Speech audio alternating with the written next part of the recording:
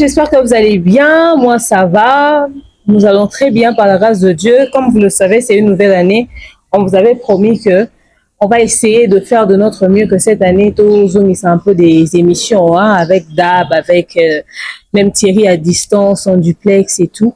Alors aujourd'hui, à nouveau, on va revenir un peu sur l'actualité musicale et surtout que ton bandé, pas ton soupé qui la dernière fois. Comme d'habitude, je ne suis pas seule, je suis encore avec tonton Bev, donc on va aller comme ça le saluer, mais avant, on va saluer vous tous qui nous suivez de partout, maman Malienne, notre sponsor majeur, le papa Guy Bompongo, notre manager le King Akamougou, tout est mon le pharaon, et tous ceux qui se sont abonnés en 2026. Bien, on se voit à 2026, ça va.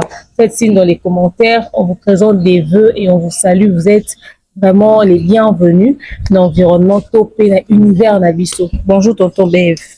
Bonjour Demeure Nyangui, bonjour à toutes les personnes connectées en ce net moment qui nous suivent de partout, Europe, Afrique, Océanie, Asie, Amérique.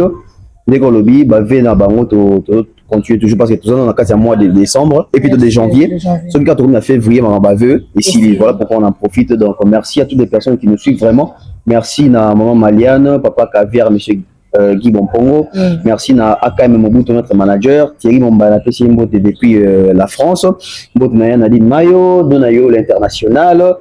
Mbote na Divini Kali. Mbote na papa Jean-Flavien Kaniki, maman Sandra Guito avec tous les enfants. Donc, bonne année 2026 dans Pinonius. Mon Patemka, Jonathan Kalonji, le bon et fructueux futur millionnaire. Vous êtes tellement ébélé, vous en avez vu maman Brigitte Billy. En tout cas, salutations à vous, les winners de demain officiels. Au fait, la famille ici, là, maintenant, là, je tiens à faire une annonce importante pour ceux qui ne le savent pas. Au fait, en 2026, le 14 février, ça sera pour Bev. La deuxième année où il va fêter la Saint-Valentin en couple. Parce que l'année passée déjà, Zaki en couple, la bien sûr Nabiso. Et cette fois-ci, en fêtant en plus, pas seulement en couple, mais étant marié. Donc on Bev. Et ça, on est nous pour fêter Saint-Valentin. Cette fois-ci, dans mon couple, pour fêter à voter.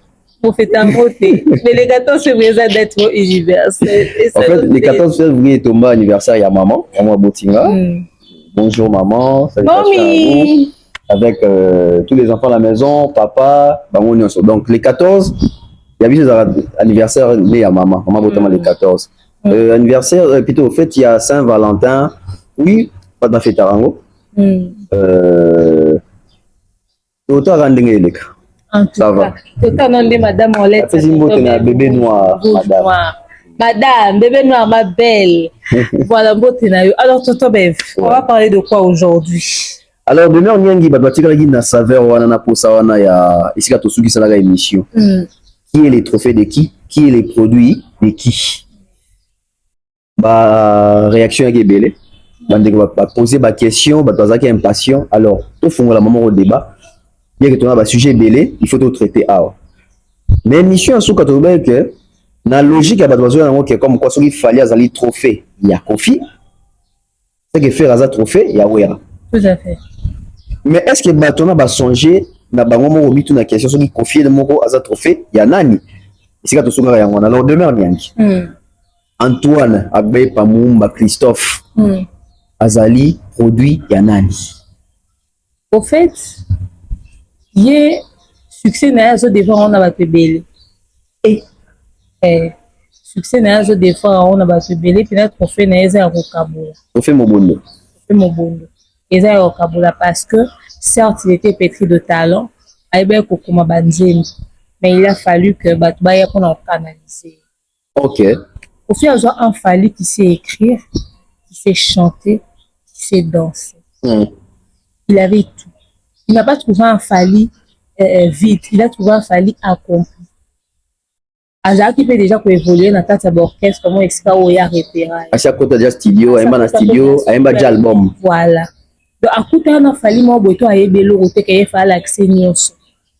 Au contraire. Partir la thèse, la plateforme, moi, permettait Fally, Azar plus de lumière. Mais déjà, le fait qu'il y a repérage, qu'il y a Nabisiko, il y a repérage, ça veut dire que lumière n'est pas là pour briller. Allez, malin. oyo azalaka canal mais ye eza na bato bataye ye aske ayeba koyemba te ayeba koyemba te baforme ye balakisi ye baprendre ye basali ye dola ezali kaka na force moko nakoma banzembo mais comment faire pour que banzembo wana ezwa sens ezwa forme nango nyonso il a fallu un King Kester Emenea il a fallu un Papa Wemba il doit ça à eux tono bango te kaka en termes de il y a le fait que yé aza mwana na bango musicalement parlant ou ayemba na orchestre na bango non c'est pas parce qu'ayemba quitté na orchestre na bango que azo devoir bango le côté non non non azaka enfant na bango fils na bango artistique parce que bango ne baye policier en lui il a dû vivre la musique en lui il a du King Kester Emenea donc il y a ça trophée à Papa Wemba à ça trophée à King Kester ngai bakufa wana que leur ça me repose en paix on doit continuer pour rendre bango fier ok ata ku bango mona ba orchestre na bango babimisi bana directement te mais au moins basala un profil siko moto akosilika mpo alobi boye c'est qu'à faire prouver biso en quoi Kofi asala faille parce que papa Wemba te oprouva mais en quoi Kofi asala faille fallait akota quartier na kana banzembo mibimba et puis fallait abaki asala même ba correction banzembo musu ebetela apesa na banzembo apporter en plus au fait na ba chorégraphie na ba cri fallait aza musicien on a kati ya quartier la ta o soka apporter eloko na ye boye basala na Kofi eloko Kofi bane ko bakisa abantu basaka bayemba on a lolenge ya quartier la ta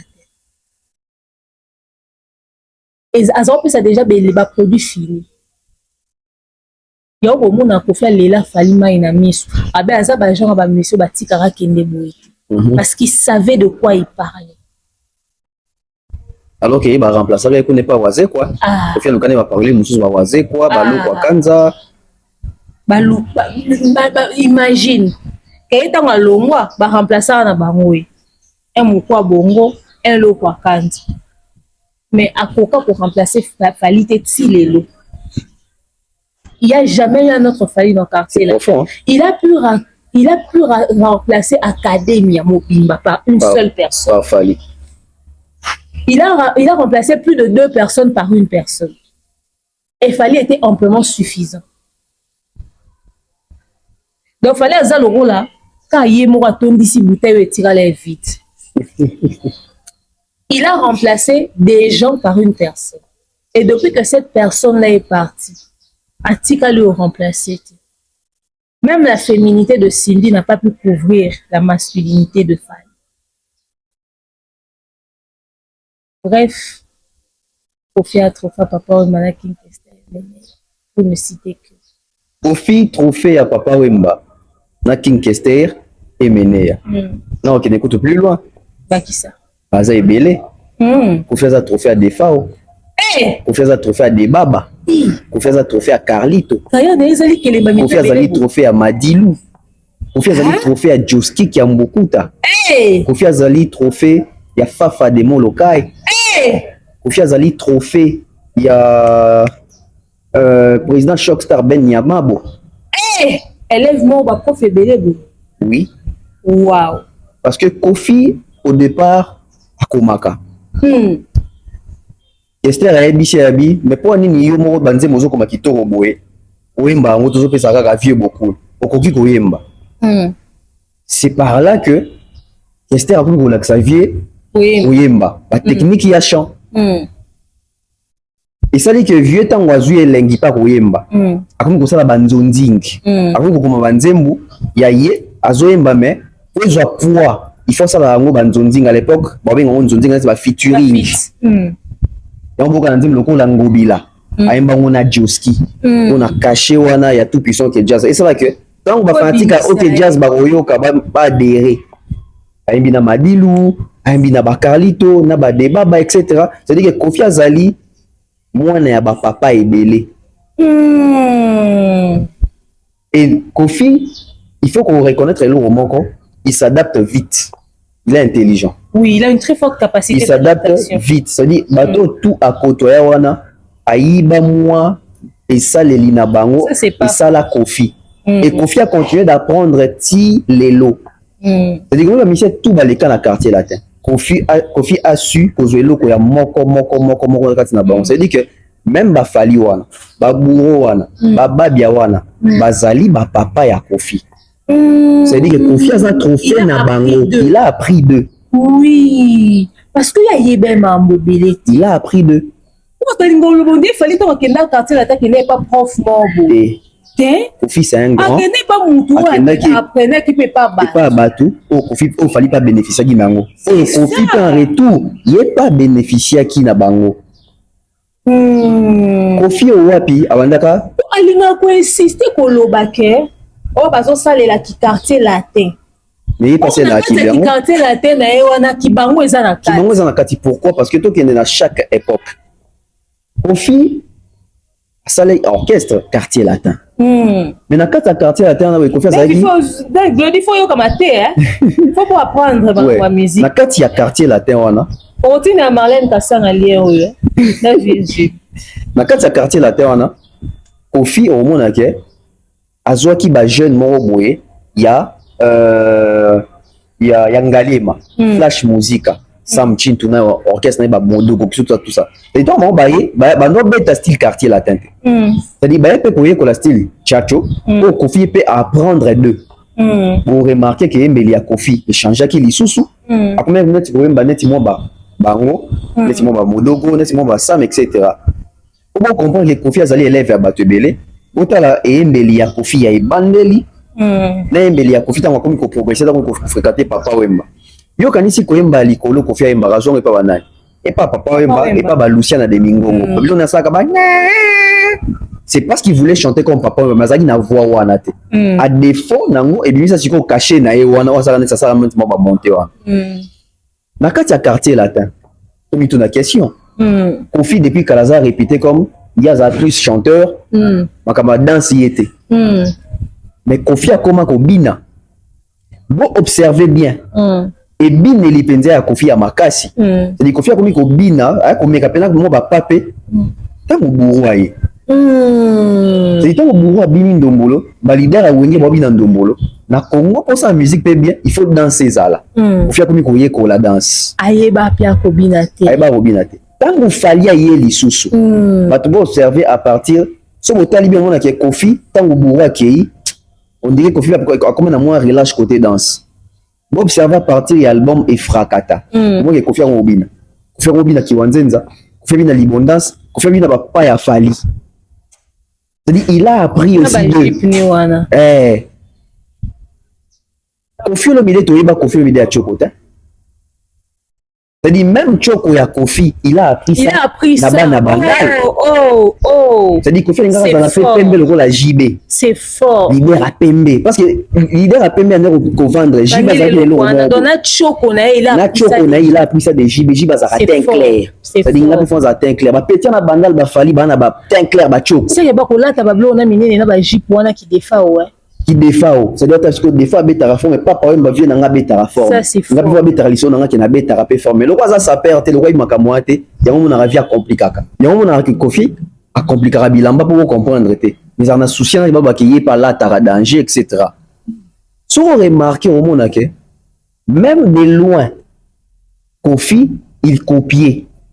Dans la carte à groupe naé parce que na bando bengi mutungu ba akoma kangana suki. Oui, moi quand suki. Kasi mwana bato académie ba saki kanga suki bata so makwene ebandela wapi. Oui, et puis en tout cas ça la vie à copia qui na groupe na info azana Bill Clinton bébé Kero. A copia pe fo animateur mo saka likolo neti c'est Léo neti Bakaluji brigade. C'est-à-dire il a tout fait. C'est-à-dire lui il a appris de tout le monde. Ça veut dire que presque parti de tout à Congo, baza ba papa ya Kofi na musique. Donc, le quartier latin, c'est l'ensemble des images des autres. Les images des autres. Voilà ce qu'on appelle un exemple concret. Pour faire ça, la moine oyo, aza orphelin de père et de mère. Mais akoli na ba conseil ya ba papa ya ba camarade na ye. C'est-à-dire ba papa nyonso na baza ba papa na ye. Ba papa tout ya venu baza ba papa na ye. Donc Kofi aza orphelin artistique. Artistiquement, aza pena orphelin. Seconde ezarati. Monde biso tant on ko que papa muninga aza papa na yo. Papa camarade aza papa na ndé Kofi. C'est-à-dire que ba papa tout oyo azo apprendre na bango, ba papa na parce qu'il prend exemple. Na ba fali baza ba papa ya Kofi. Na Cindy maman na ye. Cindy le cœur aza maman na ye parce que lelo ba noto vie par comment yembela. Et ça suit influence ya ba noto ba kitila rapé Cindy. C'est-à-dire lui ne fait que s'adapter. Il s'adaptera kaka. Il s'adaptera kaka. Azamtaka azame mwana ya wazi quoi. Pour wazi ko pesa ya banzembi. Album correct rive gauche. Plus de 4 chansons ba chanson ya wazi ko na guitare ebeteli nango. Taka même wazi ko za papa na ye. Ce sont des choses que les gens ne savent pas parce qu'il va pas entrer en profondeur té. Moi profondeur de côté nango. To bisi ba nan, to bisi ba defao. To bisi ba débat ba Carlito. To bisi ba Fali. To bisi ba Soleil. To bisi ba Bouro, ba Modogo, ba Sam Chintu. Tous ces gens-là ont contribué dans l'art des Kofi. Donc Tchatcho c'est du tout le monde. Tchatcho déjà ya Kofi té. Déjà ça a été. Et ça papa style a yebé télé ya guitare wana papa Bosco Mwenda wa Bayek. Donc il y a ça ne logo ya été. Et logo ya ye autant elle prend à mon frère été. Il dit ton aza hier. Il dit son aza hier. Bon après le prend à mon frère été baba que ça fait molé. Pour l'affaire été. Bon ça solo mais si t'as fait la vanne. Il y a pas d'histoire là. Ah Didi nae ba Del Piro nae ba Minou ba. Donc il y a pas nané quoi. Ana kata Kora nae. Ah ouais paye. Mais ni solo ya kata Kora na mais viens solo na lobano. Merci. Ni solo kata Kora na nango. Ngape na nango. Oui ça la ngwana. Na nango mais on a les lotés. Ba patienter to yela ba. C'est que biso afrima. Dans le calme, trop. L'histoire kata Kora. Mais faut même la vérité kata Kora. L'histoire kata Kora to ya. L'histoire kata Kora on est. Est-ce que depuis que nana audio a plus de 50 minutes, il y en a qui ont pas parents Fali. Il y a la source, il y a usine, il y a bio, il y a donc na ba kombo na belema na mambo salama na lenge salama. Taka ba lo ba na mutabaluki bo. Hein? Oh. Na émission li solo wana. Na yo kango. Sortir l'audio. Après émission. Après émission yo audio. OK. Mais ce faut yebe uti wapi. C'est dit na source. Na bato bavanda basala nzonzi ya likamambonga matanga. OK. Voilà, mesdames et messieurs, ton émission de Moyaka. Donc, tout ce qui m'a ça veut dire que Kofi a sa trophée à bar musicien congolais. Même Bajan Goubal, Malo Kwakanza, c'est-à-dire bateau tout va apporter quelque chose au ya après na, a sa trophée na bango. Alors, demain on y a, il faut nous regarder ce sujet, tous on a peut-être des jours moussous. Nation héritier Watanabe.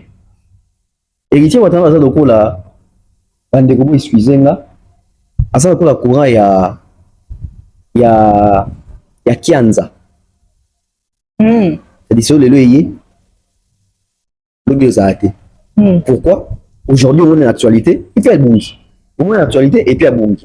Mais ce que j'ai aimé par Wata, à Bongi, si place où ils ont qui faiblesse, bah générique. On peut dire aujourd'hui que Wata pas connu parmi les sports à cause de la rabanze ou la robine. Et pas naïe. Et là, il est décourageant, et pas Wata. C'est que il a un bon bureau, mais il n'a pas une bonne équipe de com et de marketing, qui ne travaille pas sur sa visibilité à long terme. Ok.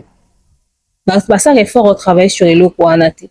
Sa visibilité à long terme reçoit énormément des coûts au fait. Parce que Baza, tu as tendance à ce que l'on a vraiment besoin. À Ezui, Batiki, va emprunter chemin Moussous. Au fait, à travailler sur les locaux, c'est important. Générique. Parce que biso yebaki, wengeza rumba, wengeza générique. Ça dit tant que show. Si tout est pas maison et pas wera. Voilà.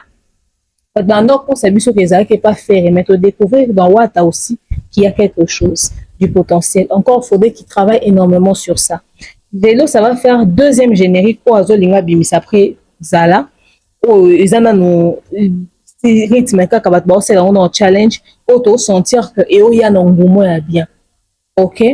Alors, Tozo pour se demander, il va maintenir le cap ou il va nous apporter un plus. Parce qu'à quoi Bimis la bus sous génériquement beauté les a en dessa ya Zala.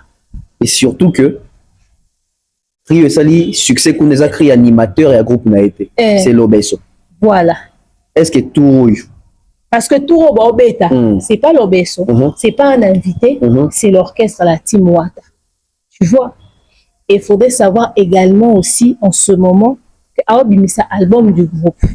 Générique, ils ont un mot pour les musiciens en groupe, tout ils ont à Wata.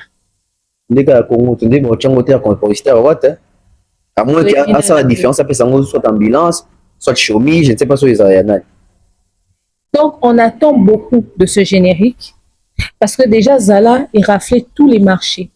Wata est l'artiste congolais qui a fait le plus de concerts sur le sol congolais. Il est allé même plus loin, il y a la province, il y a la fin fond, il y a la Kati. Il s'est beaucoup produit en 2025. Il s'est beaucoup produit en 2025. Je pense qu'il se place à la première position. Hein? Il se place en première position, en fait. Fallait que tu aies Non, non. Il n'a pas eu autant de concerts en fallait petit concert. Tu vois? À part peut-être soirée veille privée. Mais quel concert il a fallu. Il y a en termes d'événements. Quand je dis privé, ça dit que soirée, il y a un cop naïe. Tu vois? Voilà. Donc, Wata est le premier artiste à avoir fait plus de dates en RDC. On espère avoir le même résultat en 2026. Et surtout, pas seulement en RDC. Banda RDC, auto-souhaité en 2026. Voilà. Wata a fait des concerts à l'étranger. Avec des concerts dans le pays monde d'Afrique, il n'y a pas longtemps. Kendaki Guinée. Ils sont en Guinée? Oui, ils sont en Guinée. Guinée équatoriale. Concert à Soukawa? Mais tu mets concert, moi, on a. Photo tout na Dubaï. Pendant que Ferrego là, va concerner à Liban dans les pays d'Afrique annulé. Ça veut dire que Wata se place déjà en très bonne posture. Jusque là, à Pessibisona nos dates, il y a Pototé en 2026, mais toi, il y a une date à Congo, toi, il y a une date à RDC. C'est déjà bon, c'est bien parti. Mais il doit apprendre à travailler aussi sa position à long terme, sa visibilité à long terme également. Et j'ai l'impression que Bazuma Goda, Mamatisi, Babosani, ba chanson et album. Moi, quand tu as une émission, tu as vraiment promotion album bien. Et là, on peut passer qui te monite, vraiment album du groupe est annoncé. J'espère qu'il va travailler sur la visibilité à long terme. Mais une chose est sûre, que cet album-là lui a apporté beaucoup de contrats.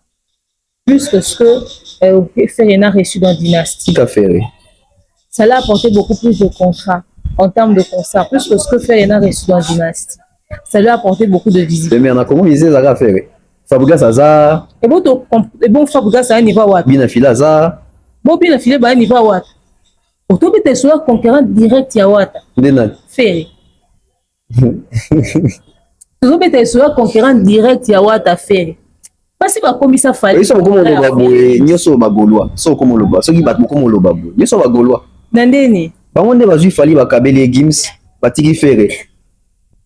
En tout cas, une chose est sûre que fallait ça rappelle déjà niveau Ferré était bandaka. Mais bah non quand c'est Ferré, est-ce que bon on va comprendre comment quand c'est Wata. C'est on comme le babou. Dans minute au peso to bito tapé Wata en termes de chiffres. Na Ferré la minute Wata dépasse en loin. Chiffre nini ya mbongo. Plateforme de téléchargement. Ah, aux assure. En termes de consommation. C'est au tel dynastie na banzimba Wata. Ika dynastie qui a des albums yakala. Fait que ça tourne à page. À tourner page à code 16. Si lélo. Et on espère qu'il y ait bima avant Accord Arena. Parce que normalement, il faut mettre Accord Arena dans l'album assis. Accord Arena dans l'album à Kalaki. Il y a Robert Tana Vita Imana. Il faut mettre un album. Parce que l'album, le nouvel album de Fali et Bima Kalaki. Et Robin Sabat na Stade de France. Il fait quoi ça en fonction à Fali? On sait pas en fonction à Fali. On sait en fonction à l'effet que l'album Anana ne zoité. C'est devenu en plus obsolète. Il est temps qu'il propose mieux. Parce que Robin a amour illusoire pour Nathan. Double taux. Et puis, deux génériques, nous on a fait Ebetate et Zoate. À clipper, moi, comme soit Lemba n'est occupé parce qu'elle est de ce Simba quitté. Donc, Wata doit vraiment travailler beaucoup de choses en 2026. Que son équipe de communication devienne un peu plus dynamique. Ça va faire du bien. Ça va faire du bien. Et puis, m'inviter. Moi, tu as travaillé comportement, mon bon, communicateur, on a on dirait le rôle bon, pile. Oh, fais pas le bani, ma finga ba. Non, non, non, non, c'est pas ça. Pour sentir que basé sur la énergie, on a été. Bon, le bakaka normal, mais bon, pesa penza.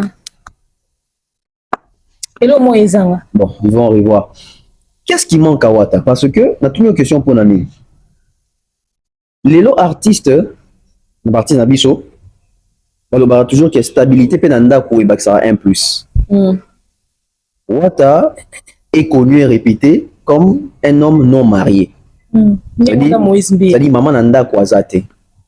Alors que Wata ça, émission en 2020 ou 2021, elle est quand même pas papi mboma a promis biso que azobala. D'après demeure, qu'est-ce qui s'est passé?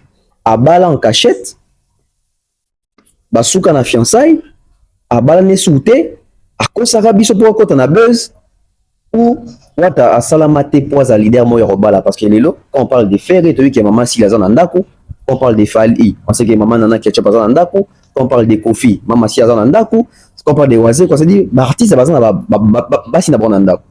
Mais ce qui n'est pas le cas avec Wata. Bina filé ku toza na mwasi ndako. Fabriga ça na mwasi ndako.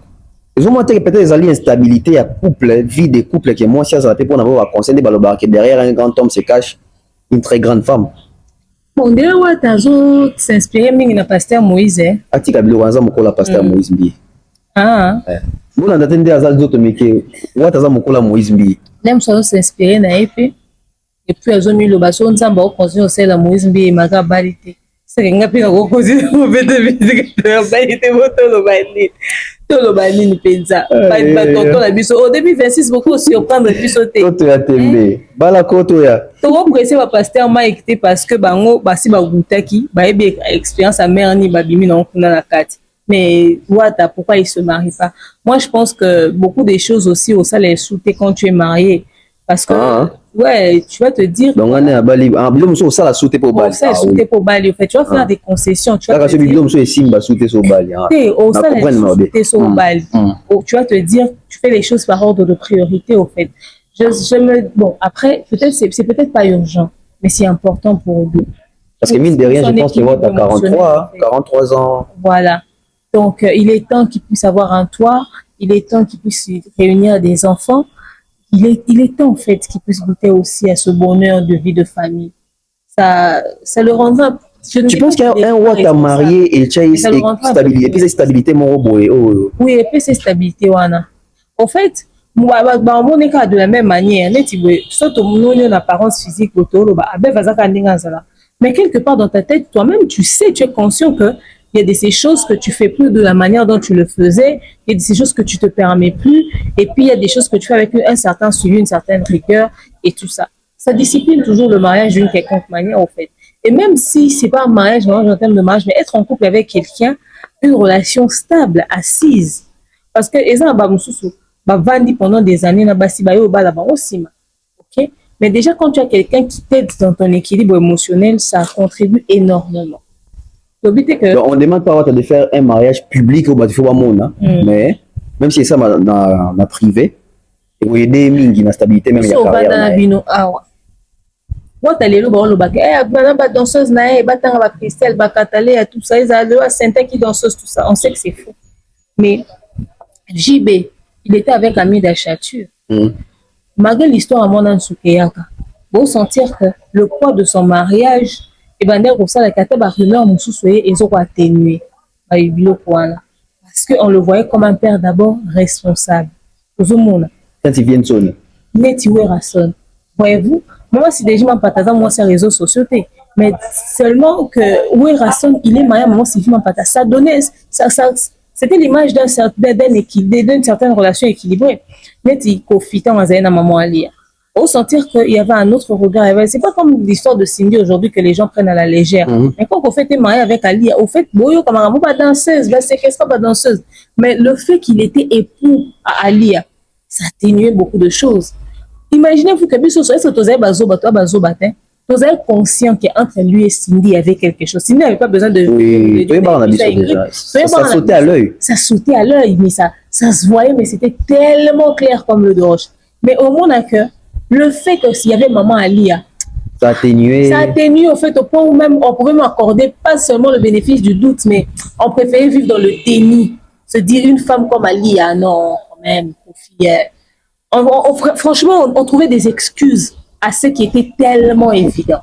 C'est-à-dire, Wata doit penser à son équilibre aussi. Les gens peuvent dire ce qu'ils veulent, mais quand Nana Ketchup est là, on sait que c'est Nana, l'épouse de Fally. Ouais. On sait que même quand on voit Fally sur le podium, Marobi Nana, ma fille, Wana, ma Côte d'Ivoire, Wana, ma fille, Bazoua, au matin, podium, tout ça.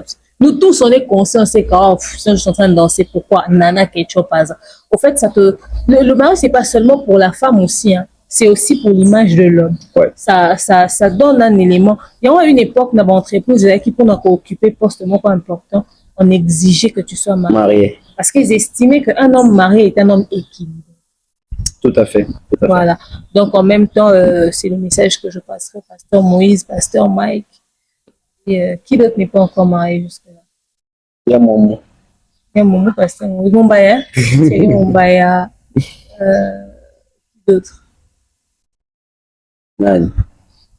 Nde bato ebele na babali te me na bosa bakumbwa oluka bango ozotrake bango Général Charleston na bali kala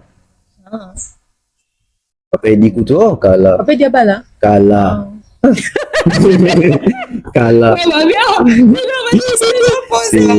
papa edi kala Fergani kala ya fiston koloka abala kala makasi ma prudence lisusu ya Patine Saraza bala kala ya Gigi Patine Saraza ya Gigi kana ti okola bala kala la mairie ebo bezake kala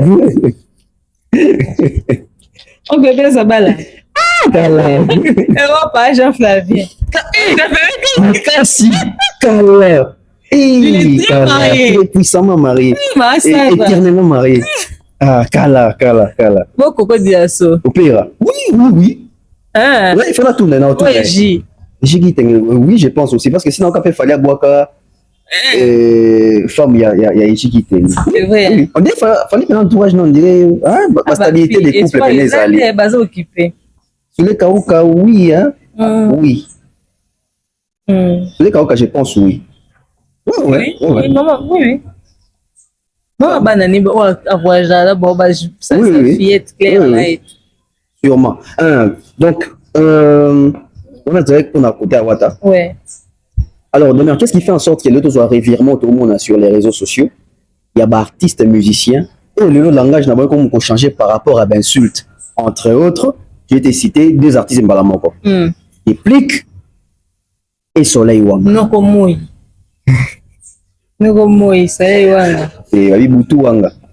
Abalissé. Tout le monde a Déplique. Déplique qui fait une émission, j'ai aimé, hein.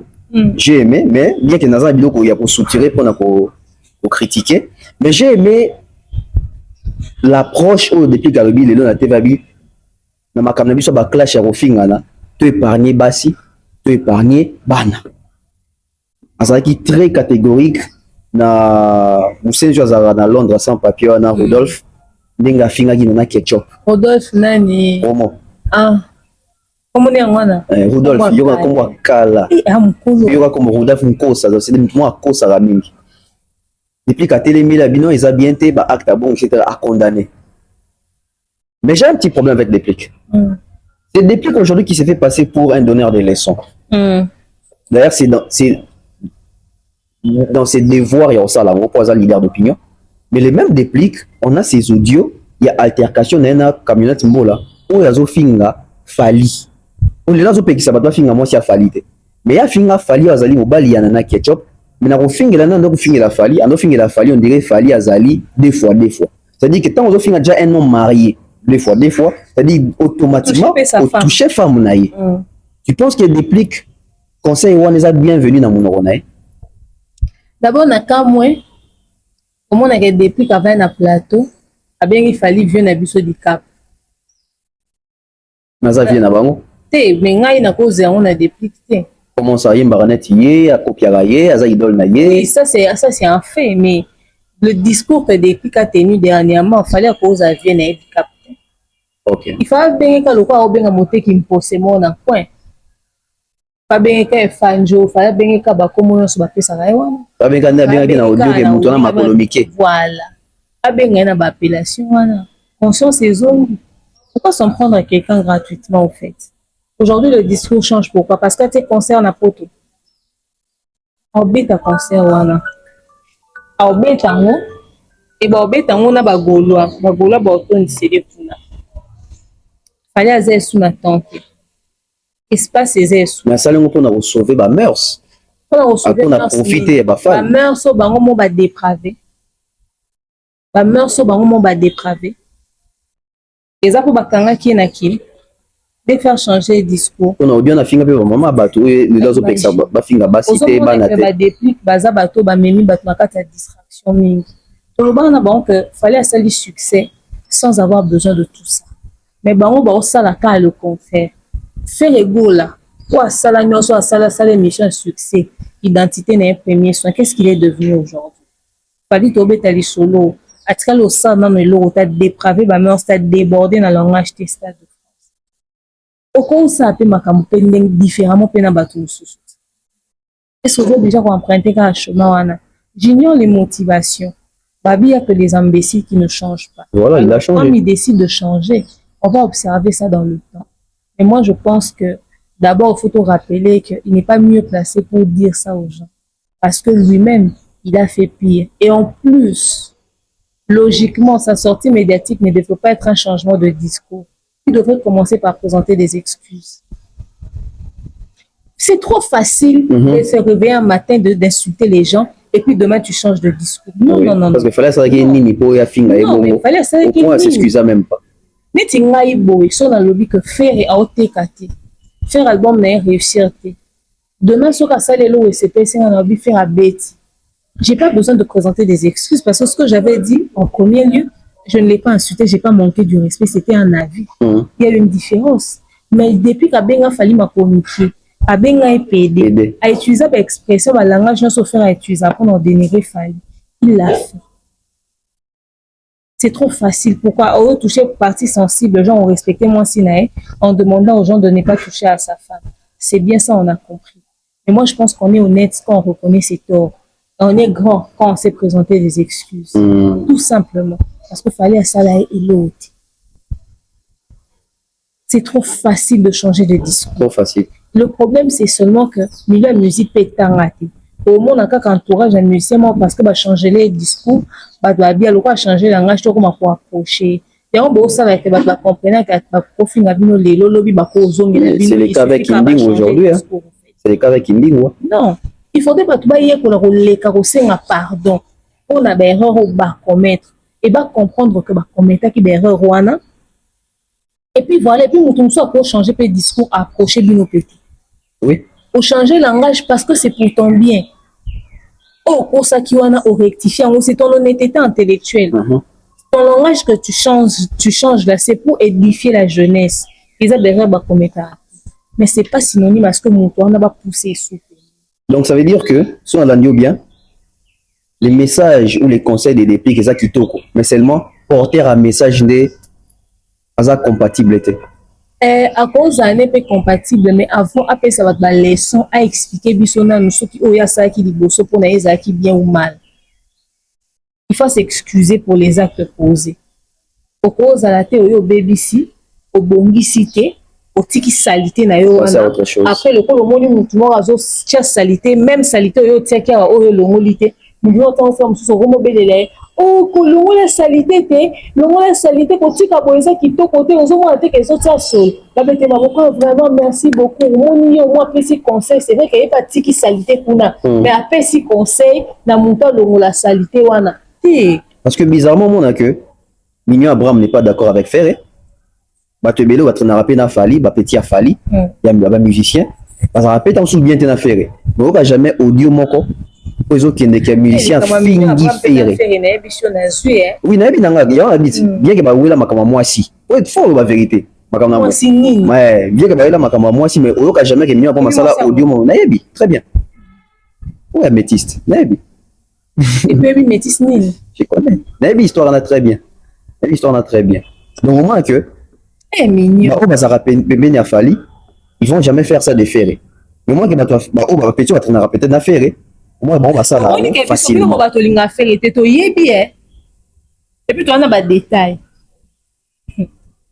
Voilà. Allons chez Soleil. Soleil, au moins, puis ma tourné ma Fali. À côté de la Fali. Au cas moi, na discours, on a des mots, tu es les autres, mais pour la Games contre Fali. Tony, qu'on appelle ces mots, tu as Tony Soleil question. Entre Fali, na Ferré, Yaponina. Et puis, tu Fali, na Games, Yaponina. Oui, que nous avons l'émission, on a vu que Soleil, le baquet. Games, ça a un niveau international, à l'équipe, au comparé, Soleil, na évité ce qui, pour de l'âge, nous te compris la sagesse. Soleil a dit que Games, ça a danger. Fali pas à danger. Et Fanjo, c'est son frère. Demain en Yang. Les Arabes restent de France, mais tu sais que ça va tout là. Tout Soleil espéra que soit quand on a Gola au concert, Gola va voyer tant à monde qui concerne les annulés, Gola va y quitter. Et on les a bien, pardonne bien dans les autres. Il y a c'est comme. Bon, on a le Soleil, le Soleil a tout ça les fit na Fali. Sauter concert, pardon. A tout ça fit na Fali sauter concert, bah ouais, puis boya kan. Bon, sauf Fali dans concert. Ah oui, né. Et bon, Fali a qui dans concert à Wazé. Bah, dans la préparé, bah, dépenser déjà bambongo, bah, tout est déjà tourné à Fali. Puis à Wazé quoi. Ata pour na film, bah, tu baïeti. Et bon, quand il y a Soleil, bah, bon, il y a pour na Fali. Pour na Fali. Ouais, Wazé comme bah, ouais, bah, raté parce que, bah, tu as déjà tourné, belé à Fali, bambongo aussi, bah, son babillé. Ah, boyeti. En fait, là, il attend moi qu'à partir de lui, c'est son frère. Et c'est son frère? Circonstanciel. Quand ça l'arrange, c'est son frère. Quand ça ne l'arrange plus, ça devient son ennemi. À un moment donné, il faut savoir ce que vous voulez. Hein. À un moment donné, il faut savoir ce que vous voulez. Donc, Bino Boka, au fait, vous comptiez sur quoi? Bando Kansani, au fait, Ferré, c'est d'abord un égoïste. Il ne pense qu'à lui et son non, demeure. Dans ça, les projets Bengi Baninga. Est-ce qu'il fallait ça là? Projet album à Bengi Bamontana, Baroyem, Baba Soleil, Baba Bouro. Album là, Liboso droit chemin. Et moi, c'est que tu vas que si on commis dans un succès au Bengi Baninga. Ah, ils sont obligés de faire ça comme un succès Benga Bango, mais au moins, tant que tu concerne à porte tiens qui va. Baya qui peut babeti le quoi Baninga. Et puis Baninga n'est un oyo au Benga lelo. Il faut réfléchir parce que Baninga n'est basé sur activité au fait. Comme un vétéran, un fandi. Donc, c'est purement nostalgique pour la communauté. Okay. C'est un businessman. Entre un Awi Lolongomba, entre un Diamond, entre un DDB ou un Imra, Fali va préférer eux qui vont lui rapporter de l'argent. Tout à fait. Yo ka sauf Fali a un million soleil, tona montana kamenga. Qui va bénéficier? C'est Soleil qui va bénéficier. Eux qui vont bénéficier, voilà. Ils ont aussi une actualité en termes de confiance. Il va bénéficier en rien. À moins que ce soit vraiment une collaboration qu'il a fait sans s'attendre à quelque chose en retour, histoire de se revenir dans les sources et tout ça, recréer ce climat-là d'ensemble avec ses potes, sans s'attendre à quelque chose en particulier. Mais en termes de business, il y a un manque à gagner. Mais s'il le fait pour la communauté, alors ça peut passer, au fait. Ça, vraiment, ça peut passer. Tu vois. Donc, Soleil, ton frère Fali, celui que tu as appelé ton frère, c'est bien de l'appeler ton frère aujourd'hui. La même question que je te pose. Tu t'es souvenu qu'il était ton frère quand? Comment comparer à Gims? Même temps, banda ko les canaux d'émission ont lancé ba pikwana banda ko ba peka consciemment que azeka frère. Non, tant ba gola ba boyo sont ba bien. Tant ba gola ba boyo sont bien na yo, tant on beti pia kande ko se souvenir que fallait azaki frère na. Bien on a évité musique en bossa on des ni on bandi carrière au sein de l'orchestre nzamo na petit Fali. Tika. Ça na combo ya ça l'orchestre kala. Ça na combo ya pole mais motema molili. Dolenge nini? Vieux. Au moins que nous aux autres cas nous kana aspect de Rose Vande Febele carrière ezali suite. Ezali. Déjà oyemba peka ko sala ka ba to ba pesa no ba bon po boyemba bango. Pas ta petit Falite. On se l'a ba kebine bolinga dete. To lingende nini ya ni.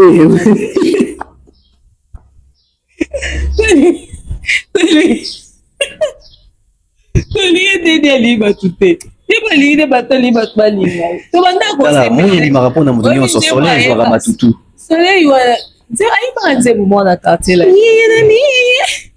Te. Mutu bobim. Mi. Oh, esili. Ici il est drapeau blanc. Drapeau blanc mutu. Si on a Oui, nze mususu. Nze mususu l'air a sonné. Ah, kubuya ngai na nute. Oui. Moni. Moi que tu es concert, tu yemba soit chez micro. Moi que soit chez micro, tu yemba soit Apa wana nzemwe. Ça il est laurier. Moi en solo. Nati lokule mtakomela nzembo. Na wanga na. Kesolo. Nzemwe. Soleil wanga ta wanga na. Nzemwe za ni fait de yoye. Ah, la bosse n'est même pas. Mais nzembo kitoko quoi. Bon, on va pas s'éterniser sur le soleil à quartier la terre ngwana. Oui. Nyo so ya soleil. Et ma voko pezali. Masaba norite. Oh, c'est ma kimbawi. Nanana, kanina le malule, malemange. Et papa le japonais, asana malo. Eh. Chanteur. Ngwana ina fait ba décider baganga bona ça. Eh, tika biloko. Déjà vote na Anastasie. J'avoue na Anastasie. C'est on a Sandria Kofi. Yo a bien té. Pas ça ma kele, mais pas bien té. Mais Babi Soleil a bêta fait joie. Ouais, Babi Soleil a bêta pena fait joie là. Au fait moi tout ça comme cage. Ce qu'on fait azaki grippé. Ayamba bien Babi Soleil au kele mawate. Il na concert à moningo au tambolier penza. Ya mon TBDT que sa musique. Ah. Yango TBDT que sa musique. Vous avez pas invité pena Ian Jarre na Kofi. Yango TBDT ko ganga na yango musique te. Musique à mambo belé. On va pas s'éterniser sur Soleil. Vous avez été sur la projet Dynastia. Les mères Nyangi. En Congo. Viens à aller là fort. Bien allez. Viens à mon Congo. Non. Emilia. Azam Congo. Alobini. Viens à yo. Faire Amélie Mbongo. La dynastie. Nzembo na ya na kati ya dynastie. Quand des alagations pia ke besi na parler via bon. Ama na bana na zoya. Na nzembo na mo na tcha na dynastie. Na ke na sasem le ko na za affilié kuna. Na ke ne rozomo ba droit. Ndeko Emilia komi na sasem. Apesi kombo nzembo. Mundela beti mundela bise ke nzembo za yote. Nzembo za ya monsieur Ferré Gola. Ndeko Emilia a craqué à quelle émission. A comme conseil à faire des émissions comme quoi faire escroquer bango, comment se fait-il que Nzembo za me faire assigner comme Nzembo nae d'ailleurs Kutu a décidé à ça ce clip ya Nzembo wana et puis abi ke faire oya nete et puis ça a besoin faire était na clip nae de mère Nyangi bino ba Congo bande ba Congo ni bisa donc boya kana ba projet à batu otuna ka l'éternel les aboutissants te bomi koti sa mbala moko. Et moi, il y a mon Congo, on kende ko yemba pepa mon Congo. Ba wona ba. Ya solo. Wona ba on. Bino na bino. Ba wona ba on ba sali makambo ba sali wana. So question liboso eza Emilia. OK ko luka o vérifier nzembo wana na sasem ndenge ni en tant que qui? En tant que professionnel. Pas le but en tant que professionnel faire des ambassades. Ça na sens te. Parce que au fait bino bolingo ko aider Emilia te. Tozo aider. To bani dans la jeunesse. Bev. Tant que nous connaissons ça adab. To fanda qui en réunion, 4 personnes. Ils sont mis cette manager na biso. To se mettre d'accord sur makambo adab. Tout était sur écrit. Toutes les clauses. La signature des araka na maboko manager na biso. C'est-à-dire to yebi nini to yokani ba entente na biso dès le départ.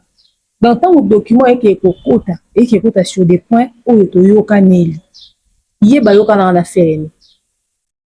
D'après, quand j'ai remonté l'histoire, faire étant à contacter, non, quand la montée, non, ça m'a fait. Faire étant à contacter ma collègue naïe, ou ma dynastie, faire à contacter na Didier Lacoste. Bah, on se faire à contacter, en tout cas, faire à contacter na Kwakte. Bah, on y se bandima qui fait à frère na bango, ça veut dire que c'est la famille Wenge. Comme il a tout héritier, Héritier n'a pas été contacté. Mais Badouanda souhaitait l'héritier Azala. Mais héritier n'a pas été contacté. Faire contacter un héritier. Et faire contacter avec Lacoste. Tant que bakomi na Lacoste a posé ma condition. Na faire que makambo ro sola ngona ngate, sola na équipe nanga, sola na manager nanga, sola na bureau nanga. Faire azwa li sola beteli babindo me ba JDT ba Cléo na ba Emelia. Que bota la Lacoste na bengie na kati ya projet a webisanga kifuna lekana no par batu. Mutu liboso lekana TV pour charger Lacoste c'est Emelia. Comme quoi Emelia et Lacoste azo laksa nini biso toza bandeko za famille ndenge fera bengie biso za déjà considération photo ya. Il a condamné Lacoste à l'époque alors que Lacoste est voyé loin comme quelqu'un qui devait aussi protéger ses intérêts. Na lelo bo Emelia sa l'émission a bien pêché Lacoste a raison. Il est à Sali entente na Ferrego là verbalement. Abi bon bah qui sans condition. Est-ce que Ferré il se disait quoi au fait par la magie du Saint-Esprit comme ça dans un claquement de doigts bibidi babidi boum. Yé Ferré tant okende a ochamba la moko il est tellement honnête ka okoma Emelia na Sassem à protéger bilo na comme Emelia. Est-ce que peut-être mutu yé monde kenda ko protéger lo yo ke protéger te mo ke lukango.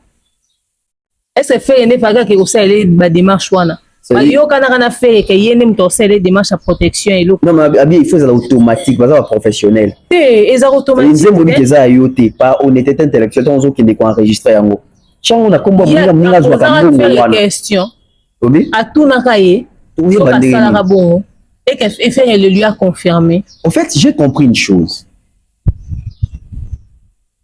pourquoi oui na comprendre pourquoi faire a éviter ko benga héritier na projet wana ouais beka nga kutana ba clause héritier nga tout naé wabi manager na to signer on a ba droit faire a utiliser des personnes yebi ke bana ba manager te basa structuré te bon ki luka makamba droit te qui copinage faire voilà en fait faire a utiliser leur jalousie envers Fally on okuta on a projet naé parce que les projets d'ici c'est qui rebunda contre Fally c'est de faire profiter ka le quoi bana moi bon visibilité na besoin pas falter besoin pas nanga.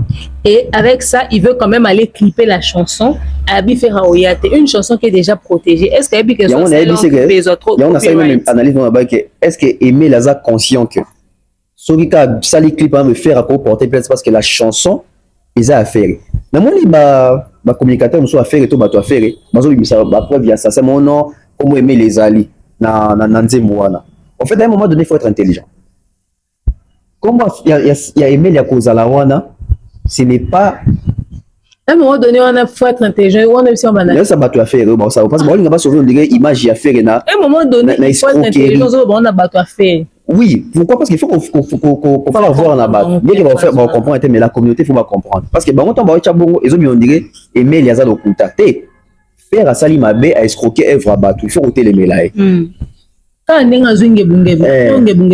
Bino bato bobimisi o no tala na Sassem yango yo faire tcha kombo Emelia to tuni bino sko question moko soki pena tchaki kombo Emelia a tchaki yango na partie nini ezala auteur compositeur ezala interprète to boité faire a tchaki kombo wana a tchaki mwana auteur les affaires non a tchaki on dirait auteur ou compositeur entre auteur ou compositeur article Emelia moko alors qu'est-ce qui fait en sorte que kombo les akuna na ozo mogote. Ceux qui vous êtes sincères, c'est-à-dire ceux comme les Olimakuna, mais pourquoi il n'a pas l'argent? Pourquoi il n'a pas sa part? Parce que tous les éléments remplis pour avoir la part, ils ont un combo à faire. Un combo à faire. Un combo à faire. Parce que l'ambassade du trésor. Notre Elise.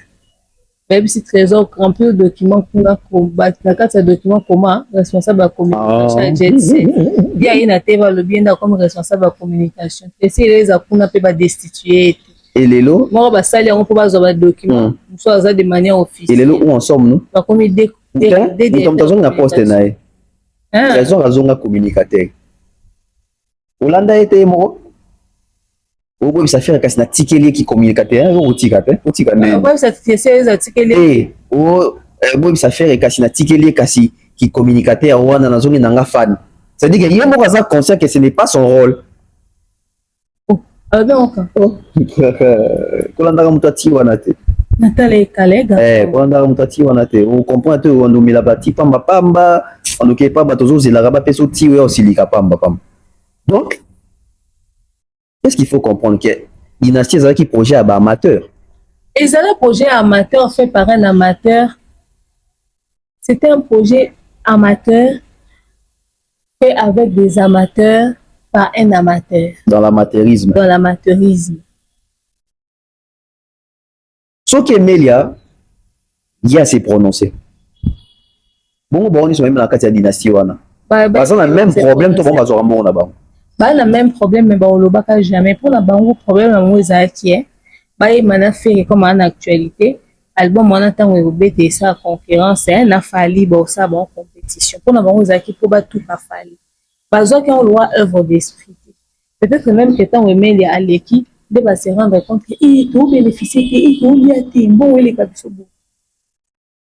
Bah, Kabele n'a pas café, bah. Mais aussi, posons une question. Autant dans le n'a pas à faire une dame. En soi, c'est pas faire les problèmes. En soi, ça bateau faire à proposer Bino. C'est tant que à proposer Bino. Yebisaye, qu'est-ce qu'il faut? D'abord, est-ce qu'Emile a un manager? Est-ce qu'il a un bureau? Est-ce qu'il a des gens qui l'entourent? C'est qui son entourage?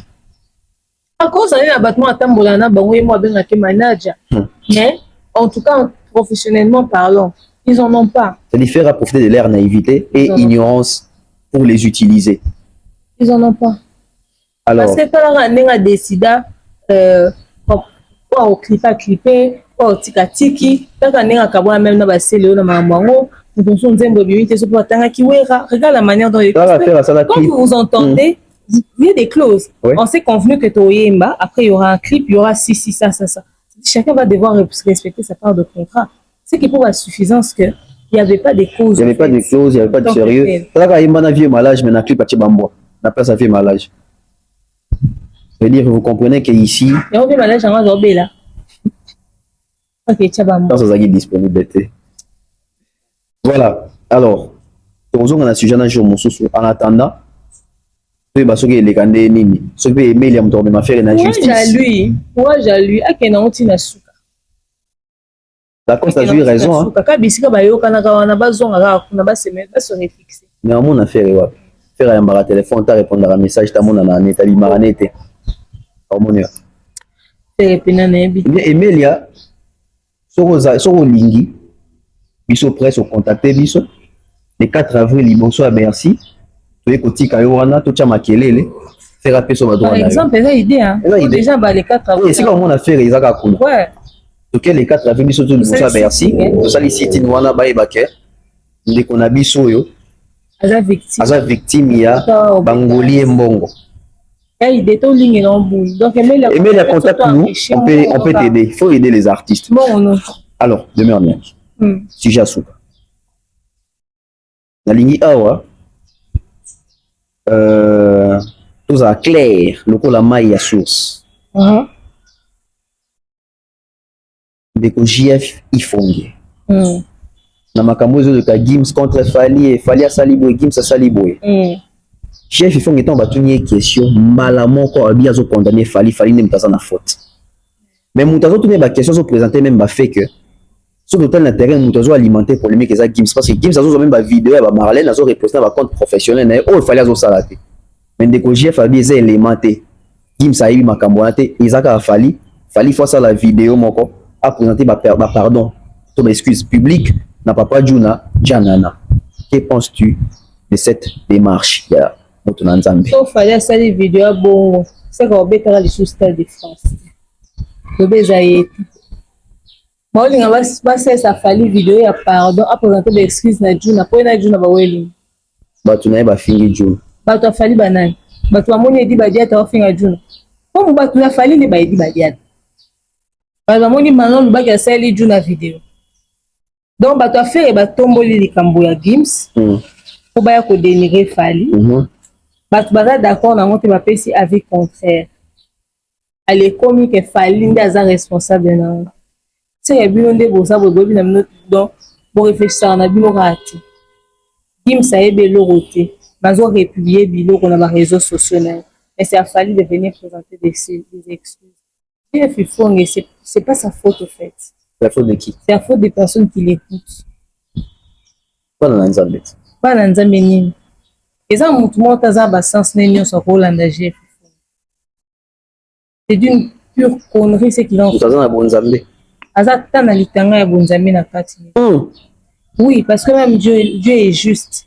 Quand les gens arrivent à être justes et que les gens sont dans du sensationnel, au fait, dans la communauté, il y a la tendance. Mais quelle est l'épée, ça met en faveur? Ah, j'ai fatali tendance. Fatali tendance, il y a un qui est dans le sens. Sinon, ce qui cerveau n'est pas ça, la rata mouki. Il m'a raconté comment. On dit que absolument quoi associer Fally à la bêtise ou à Mambo Games. Et là, il fallait à éviter, fallait à l'obiter, fallait à consolider. Quelque chose que Fally ne calcule même pas en fait. Mais tout le monde veut que Fally soit impliqué dedans d'une manière ou d'une autre. Tout le monde veut que Fally puisse demander pardon. En ça, en fait, moment dans mon tour, Fally a mon congo ça m'a moussé, c'était hypocrisie. En ça, on présenter des excuses. Déjà, qu'à passer les lots, et puis à ta propre, c'est pas que ça me paie. Mais beaucoup de choses en attaque, ça m'a killé. Vous en avez tourment. Et on a besoin de ça. On sait la honte. Déjà, Kazata a raison, on sait la honte. Même en signe d'humilité, parce que c'est un père, il ne le fera pas.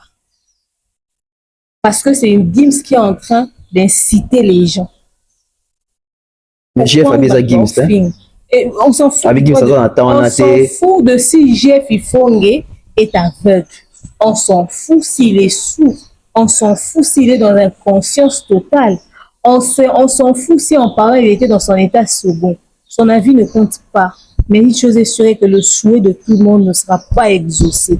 Si leur souffle de vie dépendra de ce pardon, eh bien, il y aura mort d'homme.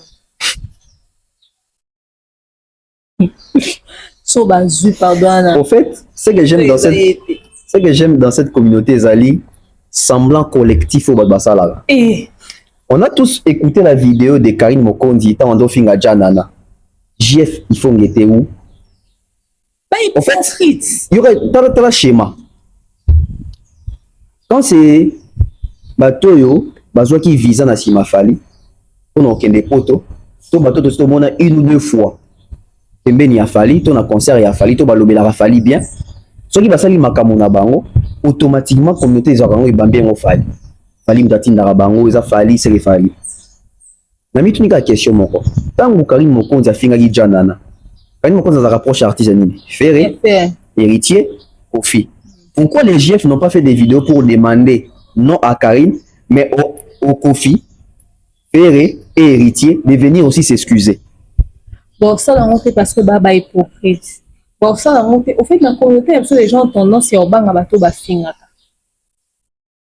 On intègre facilement, on répond à une demeure, un bève, mais bateau va finir à Bakoko.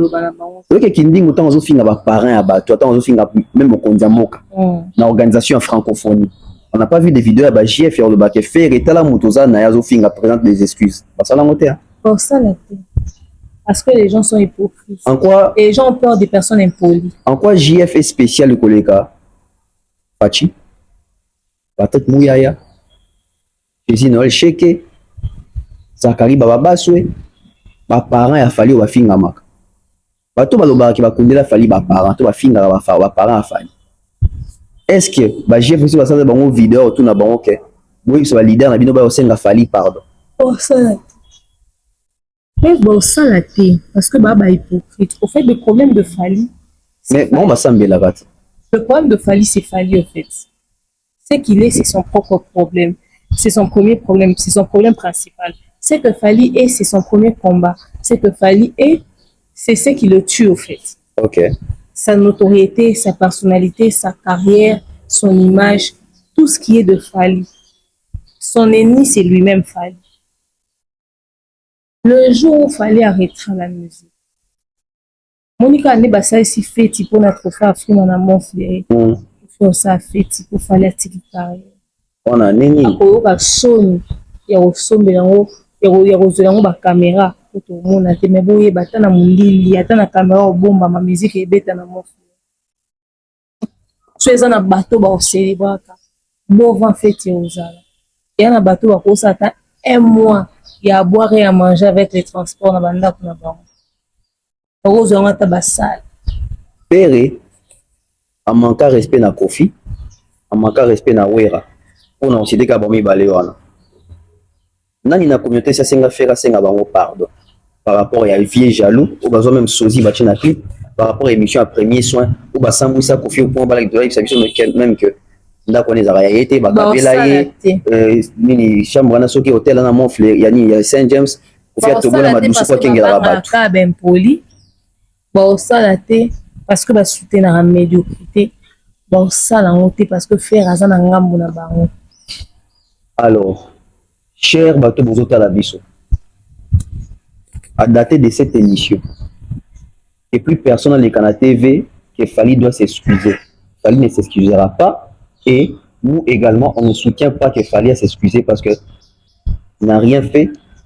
Oh, nous sommes à Salagi Makamune, sur les Balouké liés. Et tu demeure officiel. Dans la chaîne, dans la commune demeure officielle.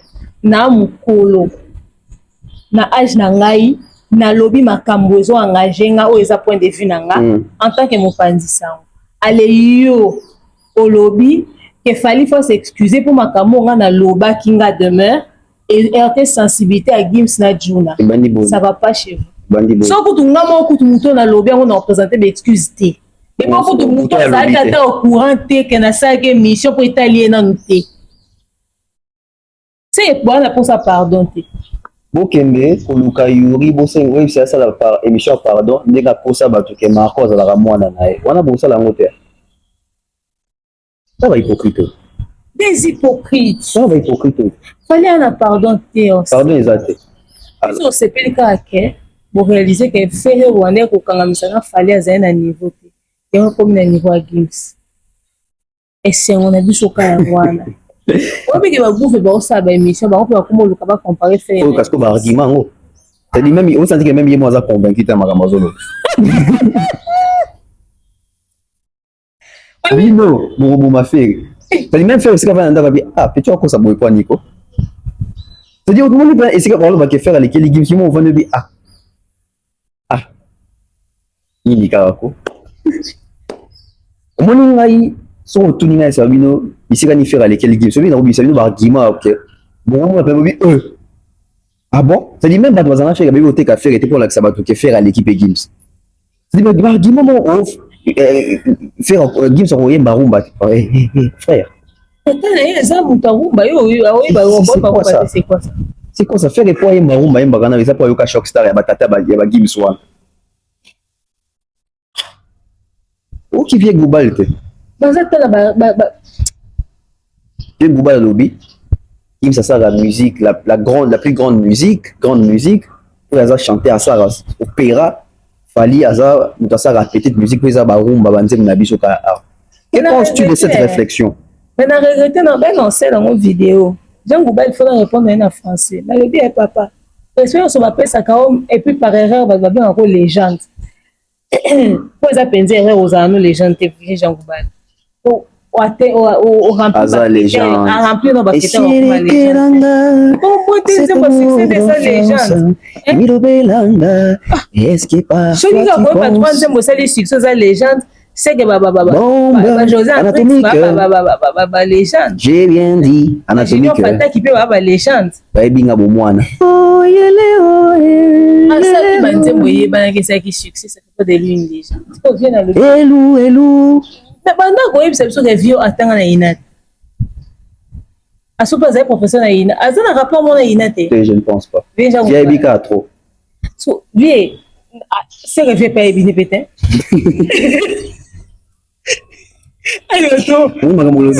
Fally faut senga pardon. Fally faut faire vidéo. Parce que il vient dans des zawana akobenga na rumba te musique à muki. Comment est-ce qu'on rabaisser musique au moi ça akobenga rumba complexé quand ya ba rap ya ba Gims sont ba français. Azoba Aza chanteur d'opéra. Depuis quand Gims a ça l'opéra? Gims a ça l'opéra? Non, parce qu'il y a eu Gims a ça monté.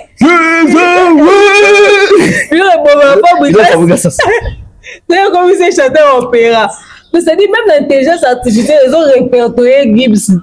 Na chanteur. Imagine, toi, quand on a niveau R&B, hip-hop, na rap. Azawana, Azana Wana Nan. Sikoyo. Maintenant, ils ont musique comme Kasi, R&B, wala ba hip-hop. Parce que, oui, d'ailleurs, parce qu'il faut rappeler que musique, on fallait aussi la tokos musique, on avait R&B. Et ça, R&B, na ba hip-hop, Gims basala. Parce que, mais ils ont l'intelligence artistique makasi. Il y a un travail belé. Pour les kaba hip-hop na ba R&B, on est complexe. Complexe. Na lo ben na ba tout que ba on se ba défendre Gims. Pour baza complexé, il y a l'effet kazara na poto. Ba yebi na bango lo côté. Je dis que une Gims c'est que technique est embellie à Pepe Kale Gims en comme. Tu vas bajeko. Yango na to lo ba ke ba golo même temps ba on défendre faire face à Gims. Ba ya ba ta belemani ba ko exploiter. Est-ce que le week-end tu y crois? Faire au lia Gims. Tu vas manger? Mais bien ça. Complètement outa. Faire fali wata. Ba au lia Gims. Le matin. Ba au lia mabe. Voilà na vona. Na chant. Chant. Toi no panzao. Faire fali wata.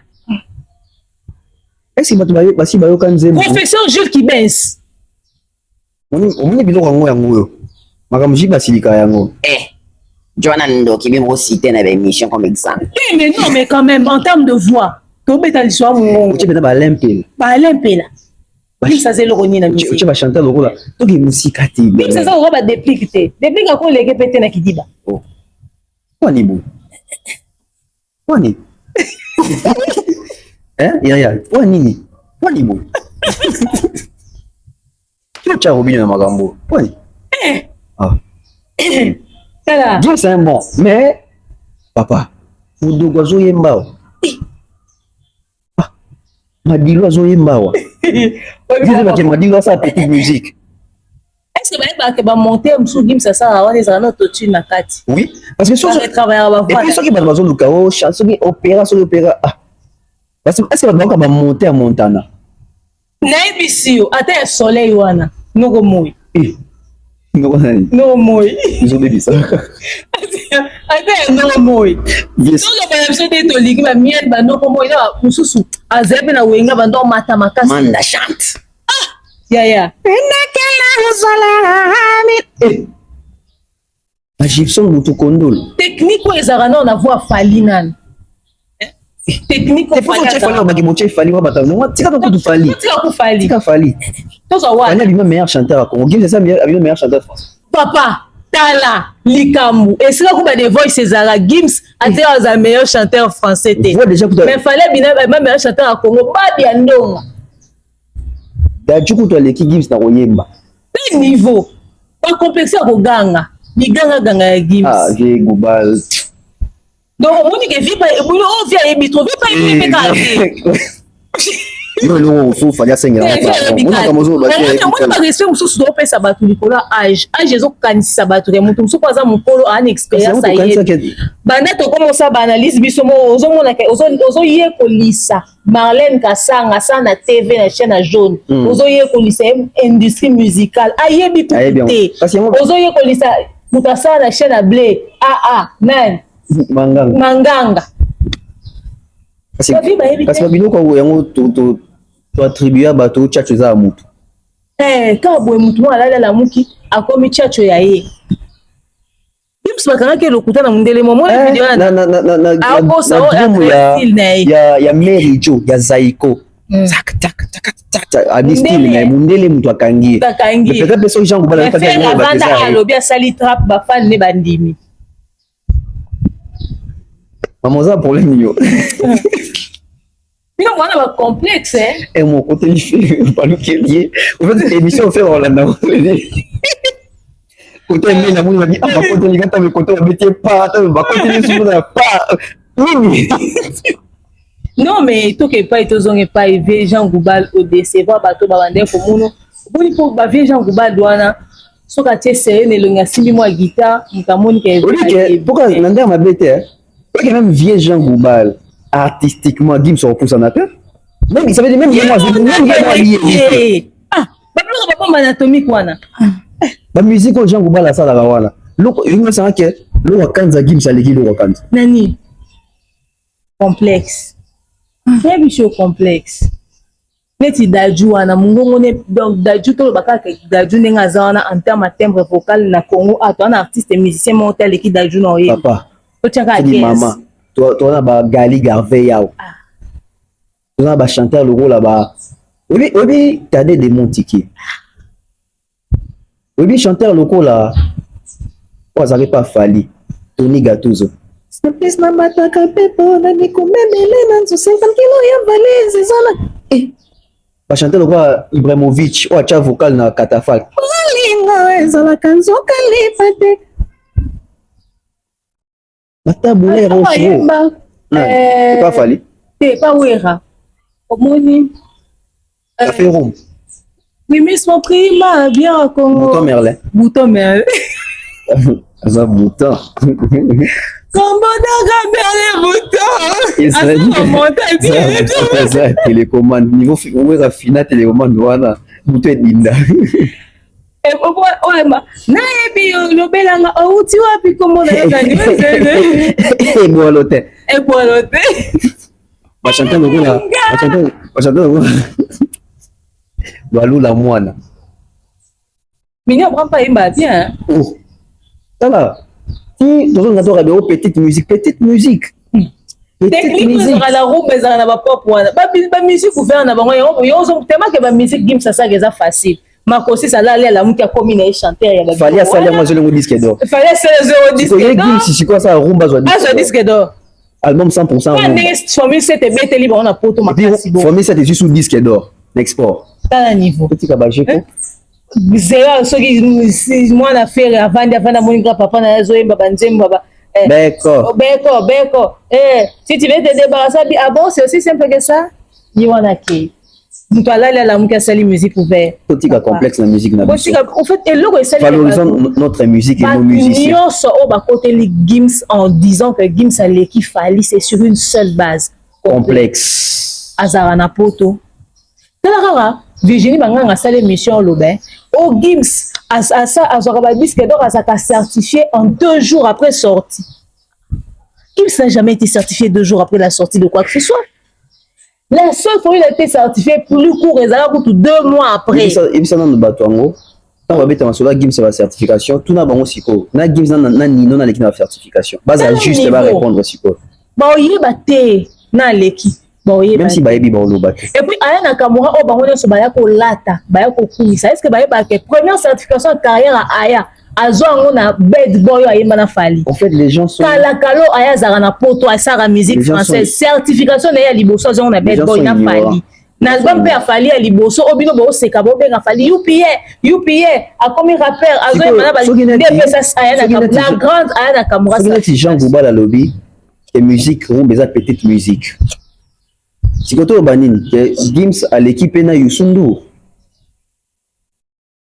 à l'équipe na Yemba à l'équipe na musique Gims à l'équipe Angélique Kidjo Gims à l'équipe Salif Keita c'est pas